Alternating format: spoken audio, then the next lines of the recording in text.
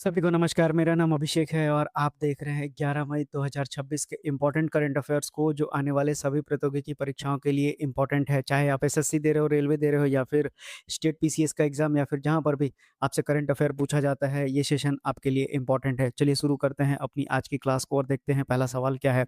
आपसे कहा गया है कि एनसीआरबी रिपोर्ट 2024 के अनुसार किस महानगर में जुवेनाइल क्राइम यानी बाल अपराध के सबसे अधिक मामले दर्ज किए गए हैं? तो ये है नई दिल्ली, यानी भारत की राजधानी नई दिल्ली में एनसीआरबी के हिसाब से जुवेनाइल क्राइम यानी बाल अपराध सबसे अधिक हो रहा है। अब आइए जानते हैं कि सबसे ज़्यादा जुवेनाइल क्राइम जो है कितने मामले दर्ज हुए हैं।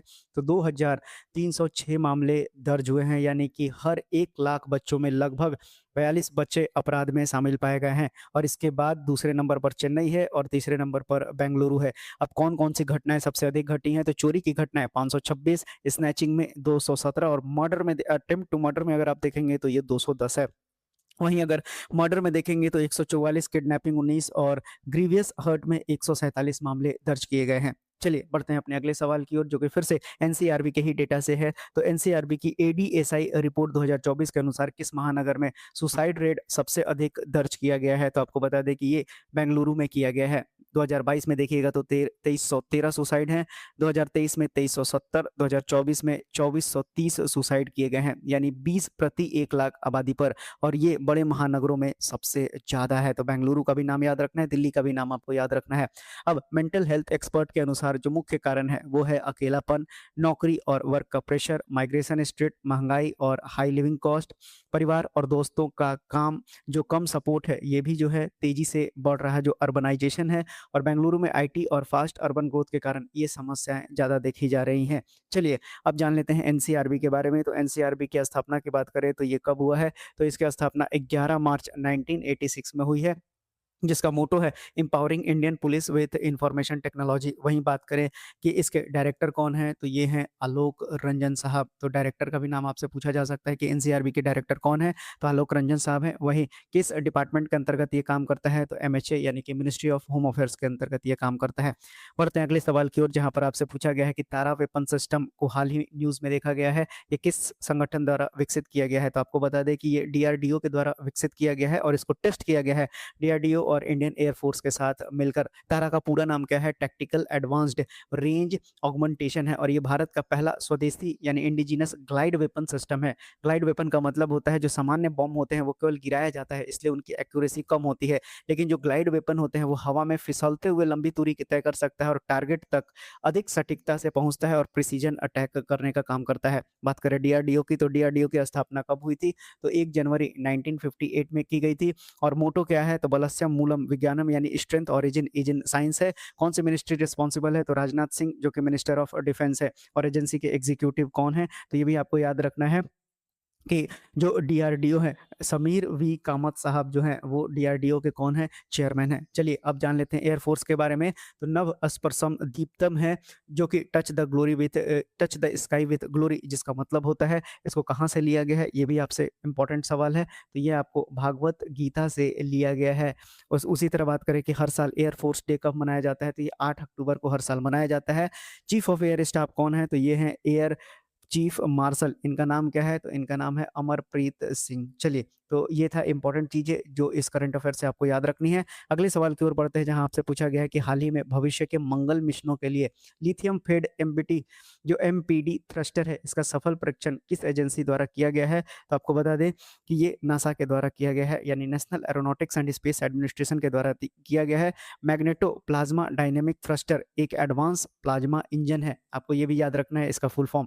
उसी तरह से सामान्य रॉकेट में क्या होता है कि फ्यूल जलाकर थ्रस्ट बनाया जाता है, लेकिन जो एमपीडी थ्रस्टर है, लिथियम गैस को आयोनाइज करके प्लाज्मा बनता है, फिर इलेक्ट्रोमैग्नेटिक फील्ड से उसे बहुत तेज गति से पीछे फेंकता है, जिससे स्पेसक्राफ्ट आगे बढ़ता है। और ये केमिकल फ्यूल की जगह इलेक्ट्रिसिटी और प्लाज्मा का उपयोग करता है। लिथियम हल्का होता है, एफिशिएंट प्रोपल्शन देता है और इंजन पार्ट को जल्दी खराब होने से बचाता है। बात करें नेशनल एरोनॉटिक्स स्पेस एडमिनिस्ट्रेशन को, इस इंजन को चलाने के लिए न्यूक्लियर इलेक्ट्रिक प्रोपल्शन पर काम कर रहा है। क्या है? एक छोटा न्यूक्लियर रिएक्टर जो लगातार इलेक्ट्रिसिटी देगा, जिससे एमपीडी थ्रस्टर लंबे समय तक काम कर सकेगा। अब इसका क्या फायदा होगा? तो मार्स तक का यात्रा का समय कम हो सकता है, ज़्यादा सामान ले जाया जा सकेगा। चलिए, अब जान लेते हैं नासा के बारे में। तो नासा की स्थापना की बात करें तो ये कब हुआ था? 29 जुलाई 1958 में इसकी स्थापना की गई थी। वहीं अगर बात करें इसके हेडक्वार्टर की, तो ये क्या है? वाशिंगटन डीसी है। और उसी तरह से एडमिनिस्ट्रेटर की बात करें तो कौन है? तो जैरेड इसकमैन है, और एसोसिएट एडमिनिस्ट्रेटर का नाम आपको ज़्यादा इंपॉर्टेंट है, इनका नाम है अमित क्षत्रिय। भारतीय मूल के हैं, इसलिए इंपॉर्टेंट है। अगले सवाल की ओर बढ़े, जहाँ पर आपसे पूछा गया है कि हाल ही में भारत ने पहली बार आईएसओ टीसी 20 SC 14 बैठकों की मेज़बानी की, जो किस क्षेत्र से संबंधित है? तो आपको बता दें कि ये स्पेस सिस्टम और ऑपरेशन से संबंधित है, ये नाम याद कर लीजिएगा। बढ़ते हैं आगे। अब ये होता क्या है? तो एक इंटरनेशनल ऑर्गेनाइजेशन फॉर स्टैंडर्डाइजेशन की एक अंतर्राष्ट्रीय समिति है, जो space system, satellite operation, mission safety और स्पेस स्टैंडर्ड से जुड़े नियम और स्टैंडर्ड बनाती है।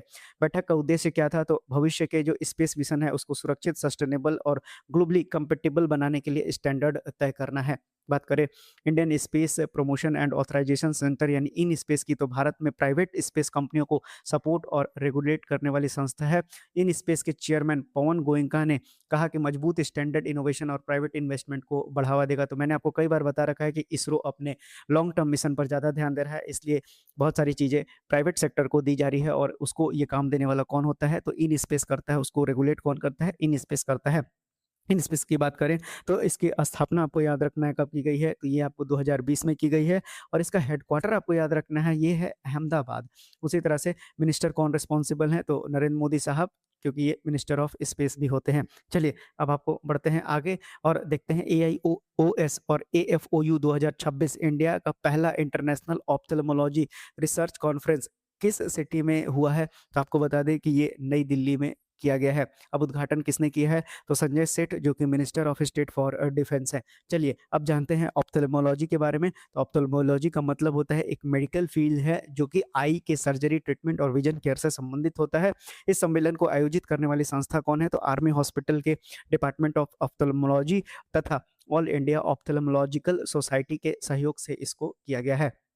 अच्छा, कौन-कौन सी प्रमुख संस्थान हैं जो इसमें भाग ली थी? तो all India institute of medical sciences, post graduate institute of medical education and research, LV Prasad eye institute, Shankar Nethralaya, Aravind eye care system. इसका उद्देश्य क्या है? तो युवा जो ऑप्थेल्मोलॉजिस्ट है, इनको मंच देने का काम करना है, नई तकनीक सिखाना है, सिविल मिलिट्री कॉपरेशन को बढ़ाना है और आई केयर रिसर्च को मजबूत करना है। हाल ही में uncle shop building material trading को दुबई में कौन-सा प्रतिष्ठित पुरस्कार प्रदान किया गया है? तो आपको बता दें कि ये अर्थ दुबई अवार्ड से प्रदान किया गया है। क्या नाम है इनका? तो uncle shop building material trading. आइए जानते हैं कि जो अर्थ दुबई अवार्ड है, इसका उद्देश्य क्या होता है? तो ये अवार्ड उन व्यक्तियों, कंपनियों और संगठन को दिया जाता है जिन्होंने दुबई की पहचान, विरासत और विकास में महत्वपूर्ण योगदान दिया है। अब दीपक भाटिया, जो फाउंडिंग फैमिली की चौथी पीढ़ी का प्रतिनिधित्व कर रहे हैं, समारोह कहाँ आयोजित किया गया था? तो ये म्यूजियम ऑफ द फ्यूचर में किया गया था। Uncle shop building material and trading, यही दीपक भाटिया जी को दिया गया है।